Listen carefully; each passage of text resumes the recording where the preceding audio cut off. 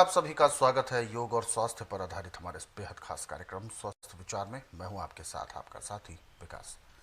दर्शकों, स्वस्थ विचार कार्यक्रम एक ऐसा कार्यक्रम है जो आपको सेहत तंदुरुस्ती से मालामाल करता है, जो आपको हर प्रकार के रोगों से दूर रखने में सहायक होता है।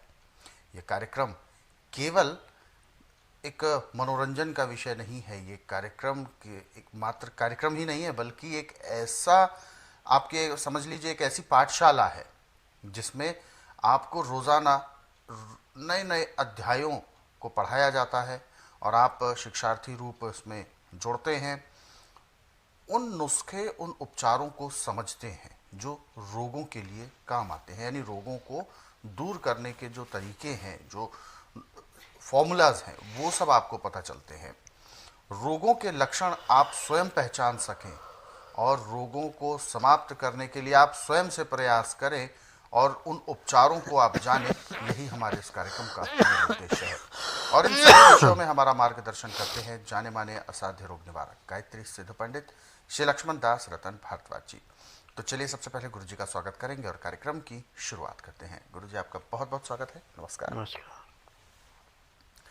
ये कार्यक्रम आप सभी के लिए हम लेकर आए हैं और हम चाहते हैं कि आप इस कार्यक्रम का हिस्सा भी बने। यदि आपके साथ किसी भी तरह का कोई रोग है, कोई शारीरिक कष्ट है, तो आप इस कार्यक्रम में सीधे जुड़ सकते हैं, हमें कॉल कर सकते हैं या व्हाट्सएप के जरिए भी मैसेज भेज सकते हैं। तो चलिए शुरू करते हैं आज के मुख्य विषय पर चर्चा। गुरु जी, आज के इस अंक में हम बात करेंगे मानसिक संतुलन जब बिगड़ता है किसी व्यक्ति का, तो उसको एक आम भाषा में पागलपन कहा जाता है, क्योंकि उसकी जो हरकतें होती हैं, जो काम होता है, वो अच्छा नहीं होता, कुछ भी करता है, सनकी जिसे कहते हैं। तो ये पागलपन होना, ये किस बीमारी से रिलेट करता है और ये किस तरह घातक होता है? देखिए, जब किसी के अंदर फास्फोरस की कमी पड़ जाए तो रोग पैदा होता है। फास्फोरस याददाश्त को ऐसे बढ़ाता है जैसे वर्षा ऋतु में बंजर जमीन में भी नमी आके हरियाली छा जाती है, ऐसे स्मरण शक्ति बढ़ती है। पागलपन का नाम है रहता। परंतु पागलपन जब भी किसी को हो जाए तो उसमें सबसे पहले जो चरनामत होता है, जिसमें दूध है, दही है, घी है, शहद है और सोना चांदी धो के तुलसी पत्तर है, ये मिला के देने से उससे भी काफ़ी राहत मिलती है। और ये भी ना कर सकें तो फिर 1 चम्मच प्याज का रस, 3 चम्मच शहद मिला के दें। इसमें फास्फोरस दोनों में बहुत ज़्यादा है। अच्छा। तो सोने पे सुहागे का काम करते हैं। और फिर भी यदि आपके पास शहद की कमी है तो आप तुलसी के पत्तों का रस निकाल करके और उसमें मामूली सा सिंधा नमक मिला के उसके नाक में डालो, उसको छींक के आएंगे। छींक के आने से दिमाग पे ऊपर जो पॉइजन था वो निकल जाता है, काफ़ी राहत मिलती है।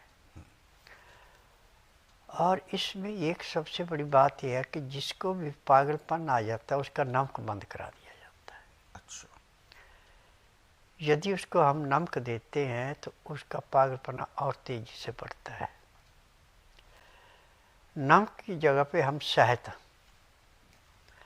भी असली, नकली नहीं, जितना ज़्यादा से ज़्यादा देंगे उतना ही ज़्यादा लाभ होगा। अच्छा। ये कुदरत की देन है।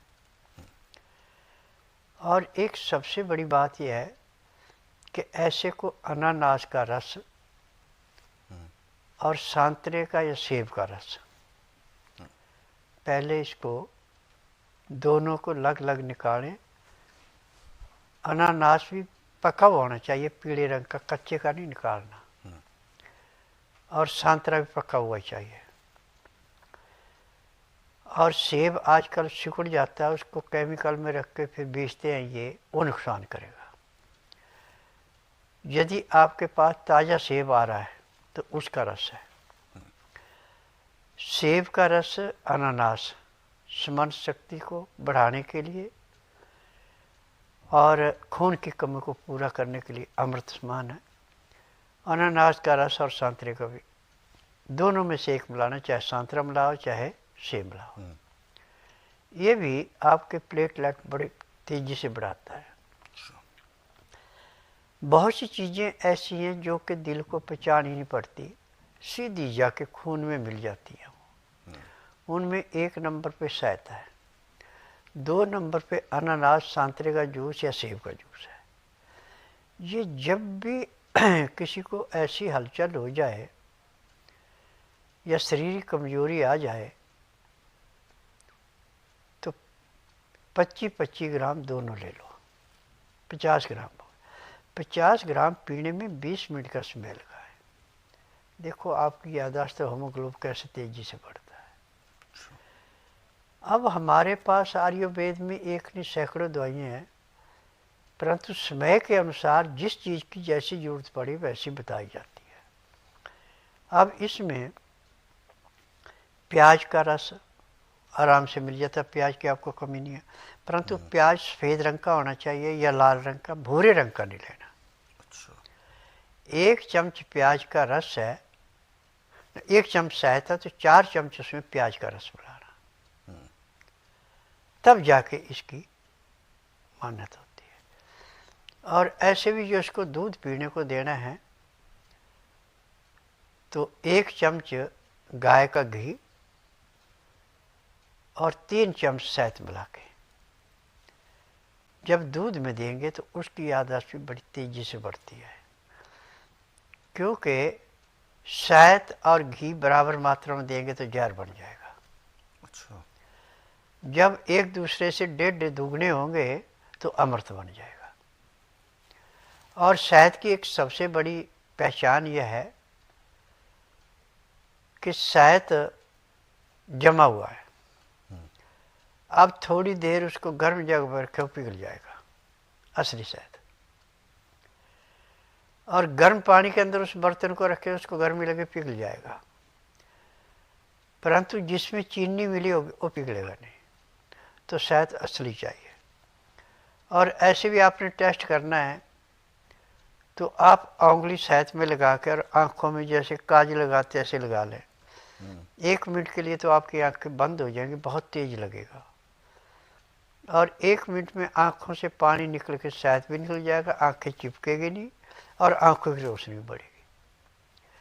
और जो हर रोज़ रात को सोते समय आँखों में शहद लगा के सोता है उसकी आँखों की ज्योति नहीं घटती।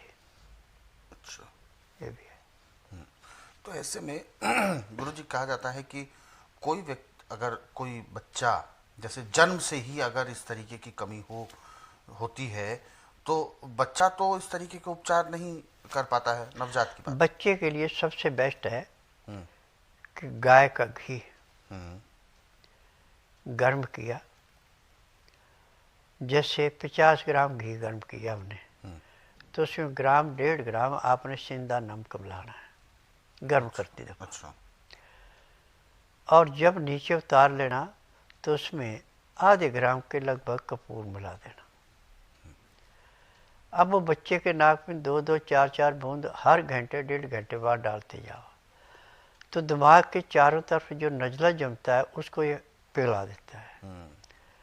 बच्चा मंदबुद्धि पागलपना तभी आएगा जब उसके दिमाग के चारों तरफ नज़ला जमेगा, यदि नज़ला नहीं जमा तो कोई तकलीफ ही नहीं है। बिल्कुल, क्योंकि गुरुजी मैं इसलिए भी ये बात पूछना चाहता हूँ क्योंकि आज जैसा अक्सर आप कहते हैं कि नज़ला जमता है ठंडी चीज़ें खाने से, ठंडा पीने से और इस तरीके की चीज़ों, लेकिन जो बच्चा है, बच्चे ने तो अभी कुछ खाना पीना शुरू ही नहीं किया, उसकी माँ ने जो खाना पीना उसके दूध के अनुसार बच्चे के पेट में चला गया।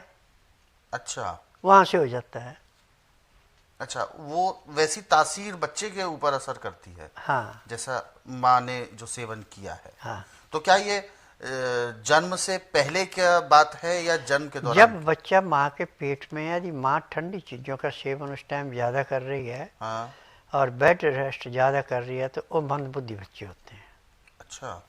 और इसका इलाज पूरे संसार के अंदर मेडिकल में, आयुर्वेद में, यूनानी में, होम्योपैथी में किसी में नहीं है। मेरे पास उसका उपचार ऐसे है जैसे दूध में से मक्खी निकालना। बिल्कुल। तो हम ये भी ज़रूर चाहेंगे कि जो भी महिलाएं इस समय ये कार्यक्रम को देख रही हैं कि आप उनको थोड़ा सा मार्गदर्शन दें कि गर्भवती होने के दौरान यानी गर्भ धारण के समय में क्या क्या सावधानियां रखनी चाहिए। देखिए, सबसे पहले तो है कि बेड रेस्ट कम से कम, चलती फिरती रहेगी, जी नॉर्मल खाना खाएगी, जी। ठंडी चीज़ों का सेवन नहीं करेगी, विचार शुद्ध रहेंगे, तो उसका बच्चा बहुत अच्छा, निर्मल और तीव्र बुद्धि होगा। परंतु जिसके मन में विकार है, ठंडी चीज़ों का सेवन ज़्यादा कर रही है और बेड रेस्ट ज़्यादा कर रही है, उसको बच्चे से परेशानी होगी होगी।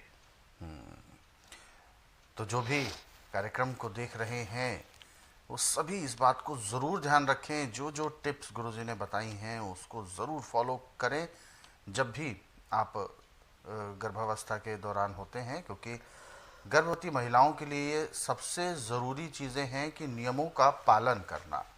नियमों का पालन यदि आप अच्छे तरीके से कर पाएंगे तभी जच्चा बच्चा दोनों स्वस्थ होंगे और जो संपूर्ण जीवन है वो खुशहाल होगा, क्योंकि बीमारियां किसी न किसी लापरवाही की वजह से ही उत्पन्न होती हैं। तो इन चीज़ों का आप ज़रूर ध्यान रखें जो गुरुजी ने आपको बताया है और यकीनन लाभ होगा। हालांकि इससे संबंधित और भी नुस्खे उपचार आप ट्राई कर सकते हैं घर के लिए भी, लेकिन समय समय पर जो कार्यक्रमों में आपको बताए जाते हैं।